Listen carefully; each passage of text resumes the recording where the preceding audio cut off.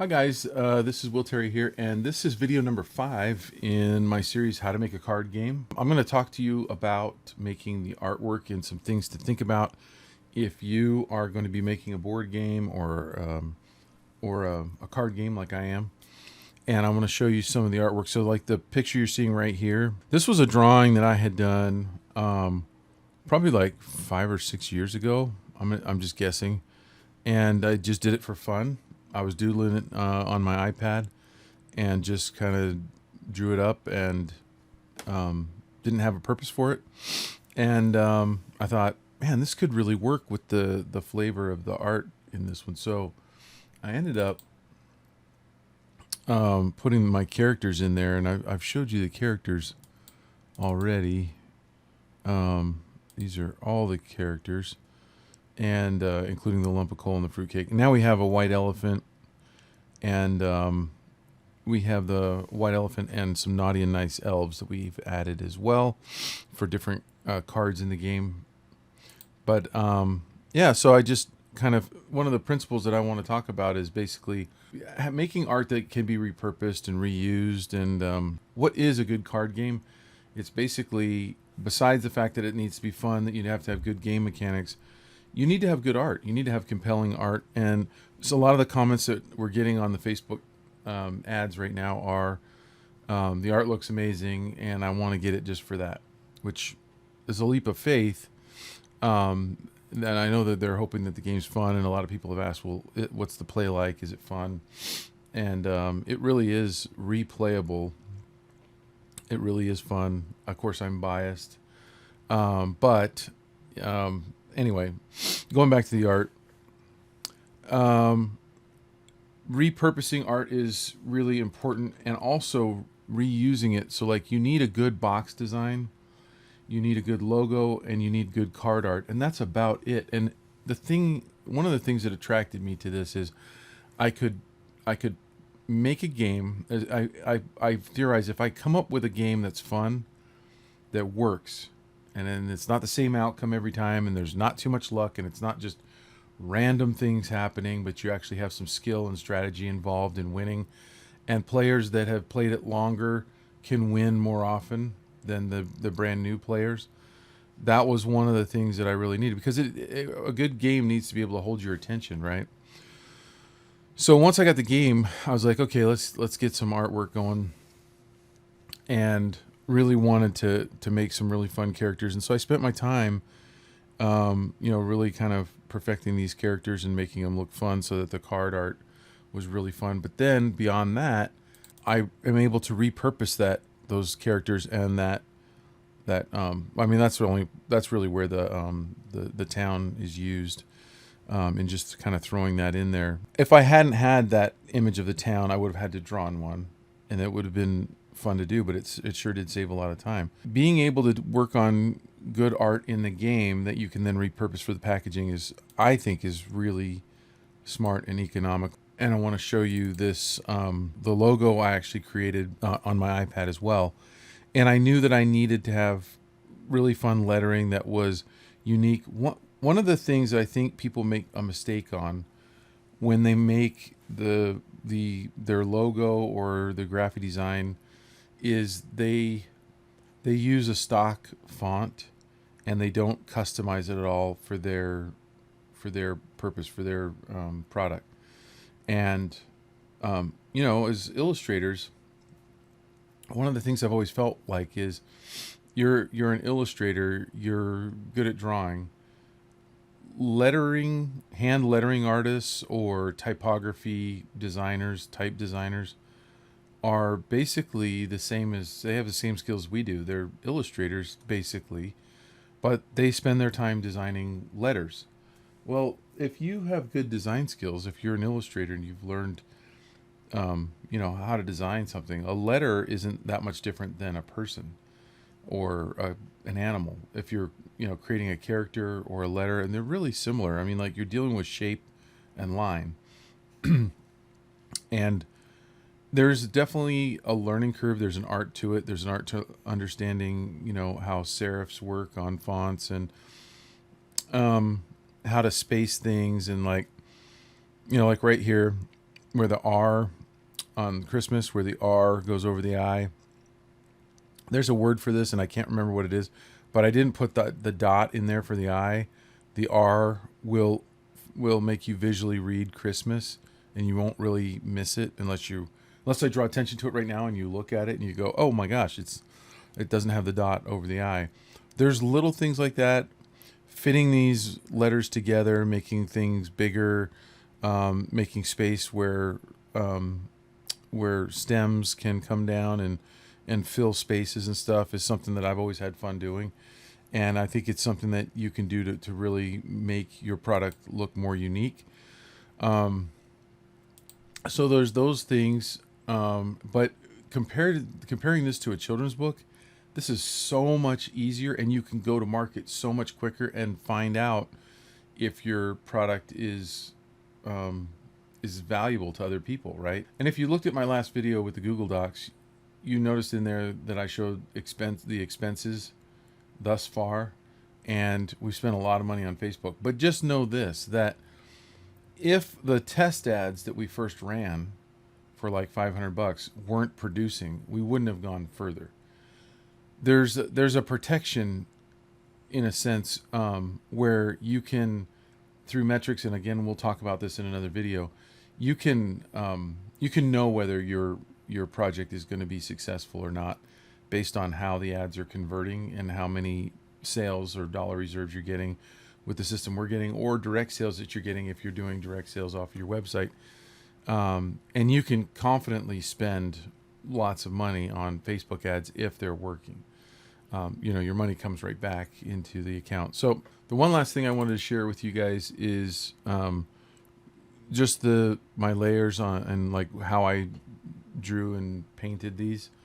The drawing part was completely done in Procreate, and this is the drawing layer. So this is the actual drawing that I exported out of Procreate, and I used the number 2 pencil exclusively. There's no other tools used here except for that and number 2, and everything is just freehand drawn. Okay, and so then I just import it into Photoshop, which I'm in here. And then my first layer is a multiply layer. You can see that right there. And all I'm doing is just brushing in really muted color. And the reason I brush in really muted color is because I want to do some color dodging on one of my last layers. And so if you tell the computer, I want this area to be warmish, and I want, like a warm red, and I want this to be a warm yellow, or I want this to be a cool purple, or this to be a red over here. You basically, if you know you're going to be doing the color dodging, then you just kind of make a suggestion of color. You just kind of suggest it in there. So I have a little bit of blue down here in the body and a little green on his face, and that's it. Just a suggestion. Then I come in and I felt like there needed to be more shadow. This could have been in the first drawing layer. It just wasn't. I looked at it and I'm like, I need more dimension on those horns. So really, I should still be on layer 2. Layer 3 or 4 here is I'm just adding a little bit more color to Krampus's basket. And Krampus is like I think it's like a European character who, if kids aren't nice for Christmas, Krampus comes in and beats them with a stick. And Krampus is pretty big in Europe. And then the color dodge layer, and all I'm doing there is basically enhancing that color and really bringing it out, and it really kind of brings out the light areas too. And then the last layer is just putting some highlights and details on. So you can see, I'll just turn that on and off. And that's all I'm doing for these characters, is to kind of have a hand-drawn look is really important to me, and have it not look perfect and have it not look computer generated to where someone could go, well, that could just have been done with all traditional tools. I don't really want people to know whether it was digital or not. Now, you guys that are illustrators could probably look at it and go, well, that's got to be digital for this reason or that reason. There's little hints and telltale signs, probably more with the color dodging than anything, like getting these colors right here. If I was looking at this from some other artist, this would be a dead giveaway, where the highlights are burned into other colors is kind of a telltale sign of dodging, but I like the way it looks. So anyway, that's the art, the art that I made. And my suggestion to you, if you're making a game, is keep it simple. The unfortunate part is, for me anyway, is that the creation of the art and the game mechanics is probably only a third of the battle in making the game like this. 2/3 is actually the marketing of it. And, it stands to reason, like, the making something fun is fun, and so a lot of people do it. And so if you go on a Kickstarter, you're going to see tons of projects, tons and tons of projects, hundreds and thousands of projects at any one time. And most of them aren't doing all that well. And in fact, I heard a statistic the other day. I think it's like I think it's 1.6 or 1.9. I think it's 1.6 of all Kickstarters make it over 100 grand. So only 1.6 get over 100 grand. And that's because from my experience and from what I think I'm seeing is people don't spend the time to do the marketing. So go back and watch the video where I talked about marketing. We'll be talking about marketing a lot more in this series and giving you specifics and details. But right now, I've only told you guys on YouTube about this project. I haven't told anybody on my Facebook or on my Instagram or on Twitter or my email list. We're going to be making those announcements in a week or two. And right now, with the email opt-ins from the Facebook ads and from the dollar reserves that we have, we probably are already over 100 grand just with what's going to launch. And we are going to live stream the launch.